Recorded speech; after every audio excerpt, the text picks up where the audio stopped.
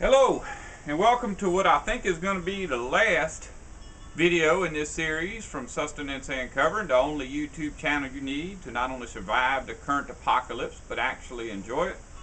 And I really don't think I'm going to come up with anything else to add to my series about sleeping in the cold. But this little hint I'm going to give you is going to save you a lot of pain. Although I feel like you probably would figure it out on your own the first time you ever tried to sleep in the cold. When you come out here, now first off, you're going to be dressed warm.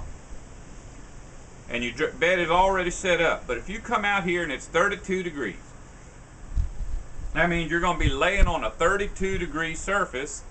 And when you get in the bed, you're going to be covering yourself with another 32 degree surface, because this is really thick and heavy, and it's going to press down on you, and the temperature of this is not going to be any different than the rest of your world. So what you're going to do, and this is something I've been doing for quite a while now, so I'm pretty expert at it. When you get in the bed, you put your covers on you.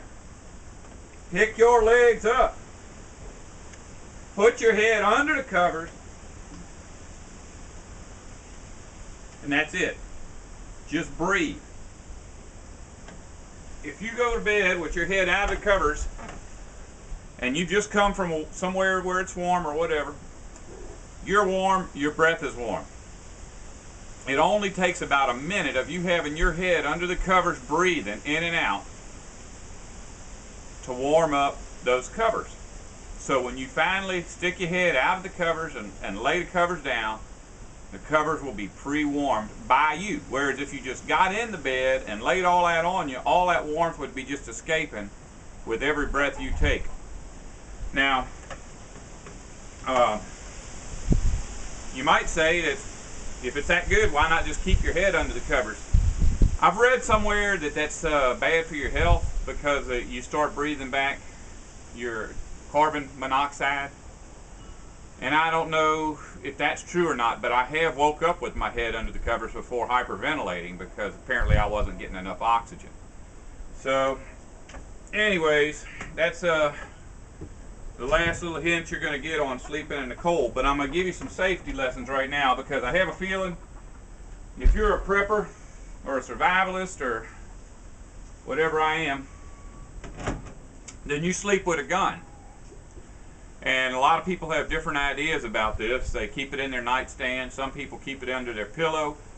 I don't believe in either one of those, because I like to be able to acquire my gun and access my gun whenever I feel like it. In fact, you see I've got a set of gloves here. One of the reasons I don't wear gloves, well, first off, it's not comfortable, but secondly, my hands are going to be under the covers. I don't need gloves. The covers will keep my hands warm. But if something wakes me up in the night, I don't want to have the added step of pulling my gloves off before I grab my gun. Now, as far as having a gun under your pillow, that's a little bit harder to access than if you just have it right where your hand is. Most of the night I sleep on my back.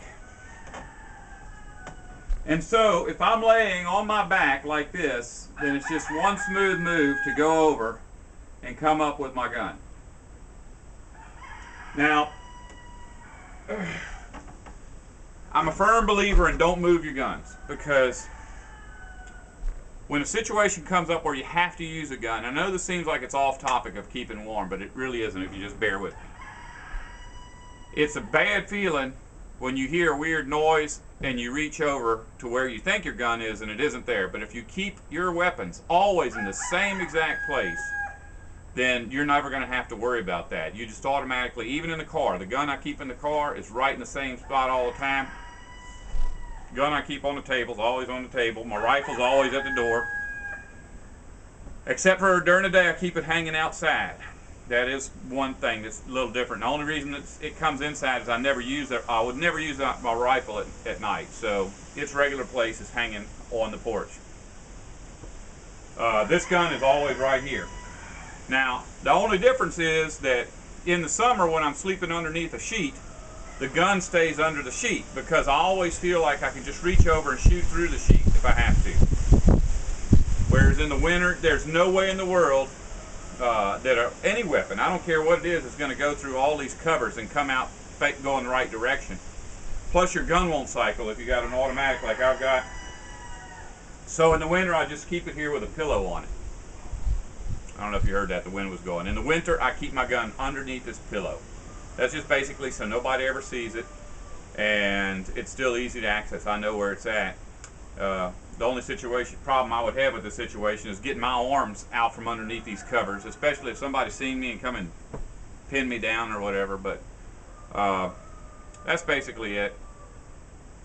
Now, as far as my security goes, and I was hoping the chickens would set it off. I always keep my alarm off down here during the day because the chickens keep setting it off, but I just turned it on in case they walked in past it, you'd hear it.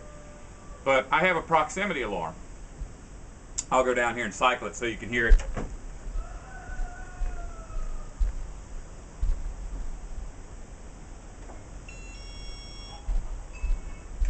And I've had that thing go off at night, and even when I'm in a deep sleep, it wakes me up. You can get them from Harbor Freight for, it's like $10, and I've actually got 2 of them. But and the reason I'm even throwing that in is people have asked me about sleeping on the porch if I don't have some concerns about security, and having a gun here and then the screen, and on the outside of the screen I'm in a fenced-in yard, and everywhere that you can get through the fence is a proximity alarm, so I'm not that concerned. That's it. Keep warm.